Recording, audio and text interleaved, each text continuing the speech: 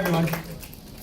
It's really, really exciting to be here. I graduated in 2007, 9-ish years ago, and am really inspired by the panel that we just saw. I'm so excited about the theme of the workshop around empathy.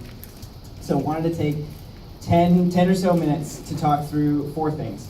The first one is to have a quick discussion about what is empathy. It sounds weird and complicated, so let's talk about what it is.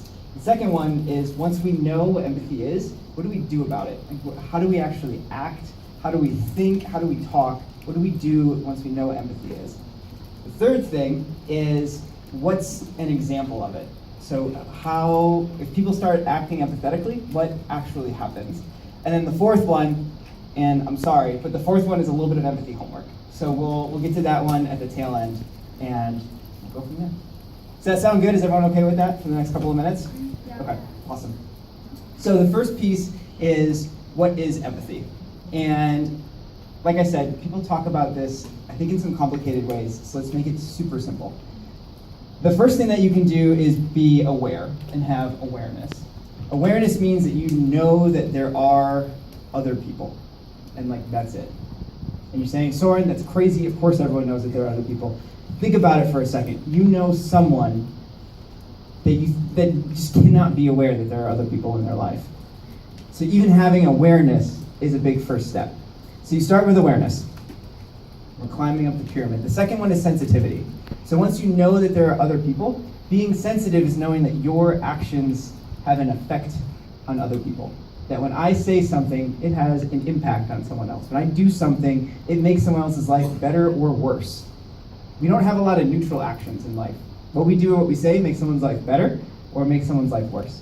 So first we're aware, then we're sensitive, climbing up the ladder, then there's charity, or someone said sympathy earlier. And this is wanting good things for other people. So we're aware that there are other people, we're sensitive, we know that our actions impact them, and then we are charitable. We want good things. We want other people's lives to be better. But that's just wanting things, because at the top is empathy. When we're empathetic, we actually do stuff that makes other people's life better. This is, like I said, we can get really complicated about what empathy is, but I don't want to. Being empathetic is making someone else's life better. And that is it.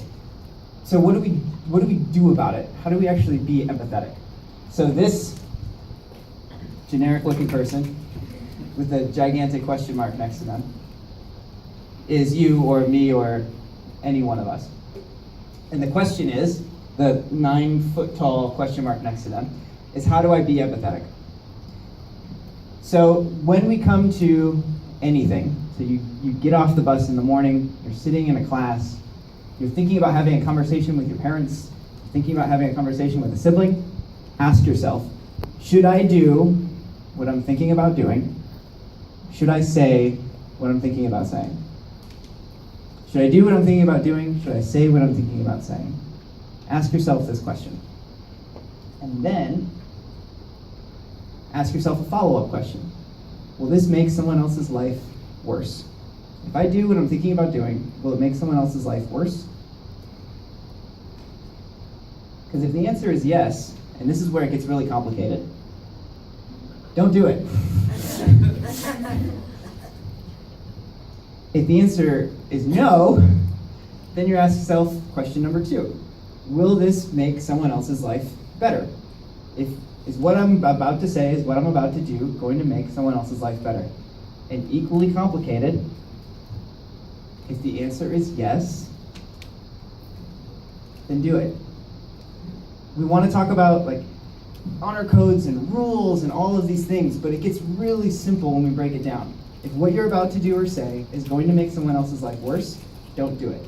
If it's going to make someone else's life better, then do it.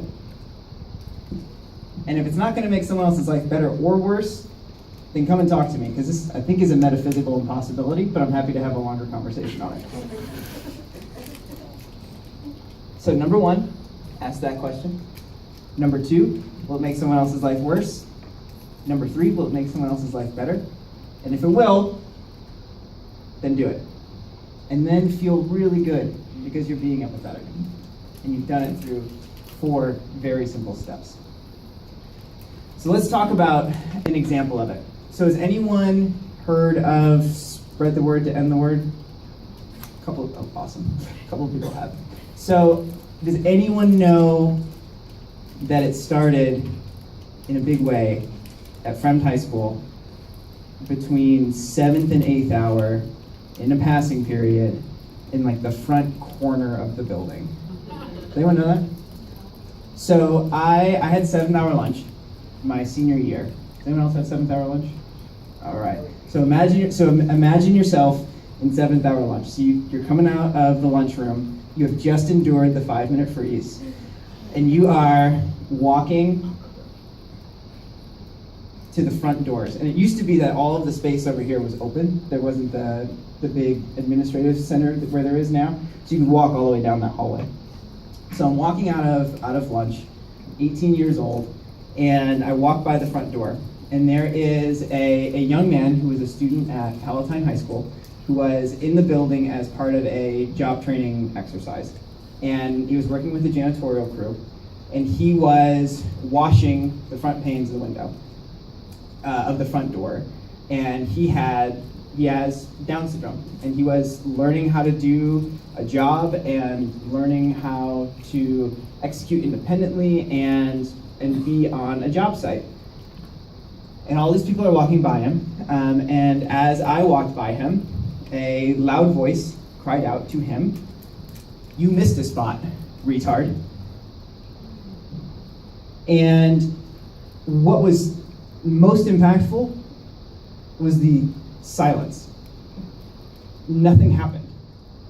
We all heard it. We all kept walking. He heard it. He kept washing the window. And as I walked by, I had to think to myself, what is empathy? What are the 4 steps? Did this make this young man's life better or worse? And I thought it made his life worse. I thought it made his life a lot worse. So I thought to myself, what is it that I could do to make his life better? To make the life of the person who called out to him better? To make the lives of everyone else in Fremd High School better? So I thought about that for a while, and then I thought, what would be an opportunity to do that? So I put on my best Argyle sweater a couple months later, and stood up at Writers Week, and I had like extremely low expectations. My expectations were to go up there and make one person's life better. That guy who was washing the window, how can I make his life better by trying to convince everyone in this school that we shouldn't refer to each other as retards? That we should think about the language that we use, both when we talk about people with intellectual disabilities and how we reference them elsewhere in life. So I get up there, it's extremely scary. Everyone who has been to Writers Week knows that that's a difficult thing to do. Get up and I tell this story, and I hope that just one person's life has changed for the better. Turns out that about 6 months earlier, someone invented a website called YouTube. We had a video made, right? We had a video made of it. It got put up on YouTube. It got shared with a bunch of people. Each one of those people then shared it with 2 more people, with 2 more people, 2 more people, and with the goal of making someone else's life better. Hey, watch this video. Here's something I think that we can do in our community to make our community better, to make one life a little bit better. So, because it got out there, a couple of things started happening. People were like, hey, Soeren, can you come share that one idea to make that one person's life better? And I could, and I put these pictures up, 1, because I had rocking hair, and 2, because there are some of the best, most prestigious titles I will ever hold in my entire life on this page. One of them, Soeren Palumbo, wrote essay. Another one, Soeren Palumbo, Olivia's brother. If I ever get better bylines than that, I will be very excited. So it gets out there and it starts rolling. People say, I want to make one person's life a little bit better. I want to make one person's life a little bit better. I want to do this in my community. So what happens next? I went to college. Looked a lot like this. But I had the same goal. Different place, different school, same goal. How do I make one person's life better? By changing the way people are talking about each other. So I said, let's try this cool thing. I've got a good catchphrase. Let's call it spread the word to end the word. Let's have one day where we encourage people to take a pledge, to make a promise, to make a person's life better by changing the way that we talk about people with intellectual disabilities. Went to a couple of people at different schools that I thought were also interested in this. I was at Notre Dame, I had a friend at Yale, knew someone else at Northwestern, someone at Western Michigan, and also someone at Slippery Rock University in Pennsylvania. And we said, let's do this. Let's have one day where we ask everyone at our school to take a pledge, write it, we can get a tablecloth, we'll get some colored markers, and that all they have to do is say, I pledge to end this word in my vocabulary and make that one person's life a little bit better. And then, someone at Tennessee found about it. Someone else at Miami found out about it. Someone at Illinois State found out about it. Then a bunch more people started finding out about it. Princeton, Nebraska, Michigan, Tennessee, Royal Marymount, Illinois, Kansas. And all of a sudden, we didn't have 5 schools, we had 50. We had 50 universities doing this. We gave everyone 5 weeks lead time. We didn't have 50 universities, we had 50 universities and a couple hundred high schools. We had 50 universities, a couple hundred high schools, a couple hundred elementary schools. All of a sudden, this one idea to make one person's life a little bit better starts rolling, and it's all over the country. This is our first year. And then, things start to take off. You get a couple of people in a cafeteria trying to make one person's life a little bit better. All of a sudden, you've got a governor saying, you know what, this is a pretty good idea. Governor of Oklahoma says, the day you're doing this, I'm going to declare this Spread the Word to End the Word Day. Again, one person, window washer's life, trying to make his life a little bit better because of our 4 steps of empathy, and all of a sudden we've got a proclamation for the state of Oklahoma. Then, you want to talk about a snowball, starts to really roll. We've got billboards on the side of highways.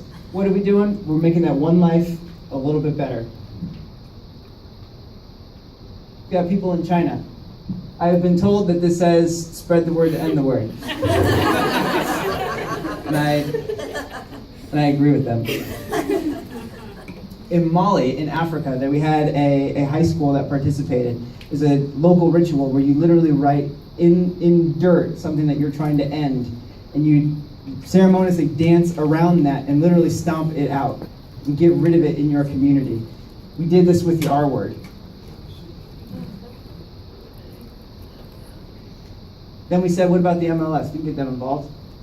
What about Adrian Baderson? We get him involved. Sorry to anyone who's a fantasy owner. And then these things, once you have one person trying to change one life, everyone wants to get in and try to change that one life. And we start changing a lot of lives. Here's from a 17 magazine article, because that changes lives. The Chicago Bulls. And the word, John Wall, Drew Holiday, the NBA, Michael Phelps, Brooklyn Decker, all of this, again, because in the passing period between 7th hour and 8th hour, one person said, I want to make that one person's life a little bit better and follow these 4 steps of empathy.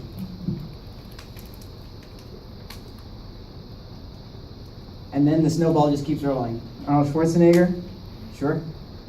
A couple of characters from the TV show Scrubs wore it on in one of their episodes. And at the same time, we started a website, r-word.org, where we got people to take pledges online to make this change for someone. And this is, I pulled this up last night. And so we've been doing this 6 or 7 years now. And we now have over 650,000 people who have logged on and said, yes, I want to take that pledge to make that one person's life better by taking this one word out of my vocabulary and changing the way that I talk about people with intellectual disabilities. I want to jump on what happened during the passing period between 7th and 8th hour that one day at Front High School. So over these past so many years, we've got 650,000 pledges. We've got well over 10 million people who have, like I said, put out that white tablecloth and grabbed a couple of colored markers and wrote on it. And those 10 million people are out there making that one life a little bit better. We've had events in over 250 college campuses, thousands of elementary and high schools. We've had over a dozen states say that we no longer want to have this word in our state laws. We don't want our state referring to people with intellectual disabilities as being retarded or mental retardation. We have gotten the federal government to remove it from its law, a law that was passed a couple of years ago. And we have had events on every continent north of Antarctica. That's still the gaping hole. We're trying to set something up. But we have had in Africa, Europe, Asia, Australia, South America, North America, obviously.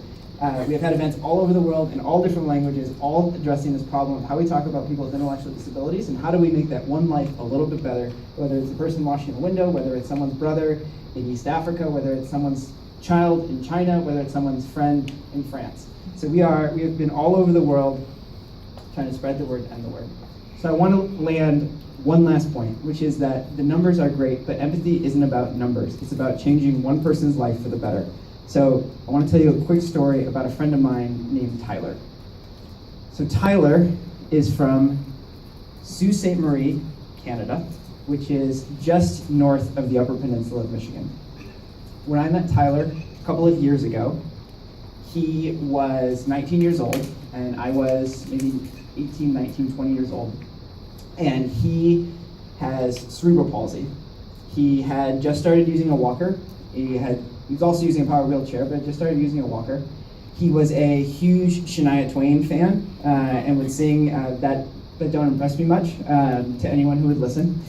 And he spent his entire life up to that point referring to himself as a retard. He had taken a playground taunt and had defined himself by it. Everyone around him said, "This is what you are, this is all you are." And so he said, "Sure, I guess that's all I am." He didn't think it was anything more than that. He was just a retard. And I want to come back to the idea that one person can have a very small impact and make someone's life just that little bit better, or one person can make someone's life a lot different. And I would say a lot better. So when I met Tyler, it was just a couple of months after I had been in the passing period between 7th and 8th hour, had put on my Argyle sweater to speak at Writers Week. I meet Tyler, and he comes up to me, and he says, "Soeren, I used to call myself a retard. I used to define myself as a retard. But not anymore. Not since I heard what you had to say to your classmates. Now, I call myself a person." Now, empathy and acting empathetically can be a challenge, and you have to put yourself out there. But sometimes it comes back in a big way, because what I was able to do on that day between 7th and 8th hour is something that has now taught me what it means to be a person, all from some 19-year-old Canadian dude. So I hope that this is a way that you can get started, and maybe in a couple of years you'll have your own Tyler, teaching you what it means to be a person. So let's come back to this. There are 4 really easy steps. It's not get out in front of this, have a YouTube video that gets shared, that gets you on the news, that puts you in contact with 250 schools, and all of a sudden you've got an event that's on every single continent north of Antarctica. It's follow 4 steps. Should I do what I'm thinking about doing? Is it going to make someone's life better? If yes, do it. If no, don't do it. And that's how you act empathetically. That's where friendship starts. That's where relationship starts. That's how we make each other's lives better. So here's your homework. Whether it's in one passing period, whether it's in one class, whether it's in one day, whether it's in the rest of your life, think to yourself, how do I make no one else's life worse? How do I make one person's life better? And then go do it. Thanks, everyone.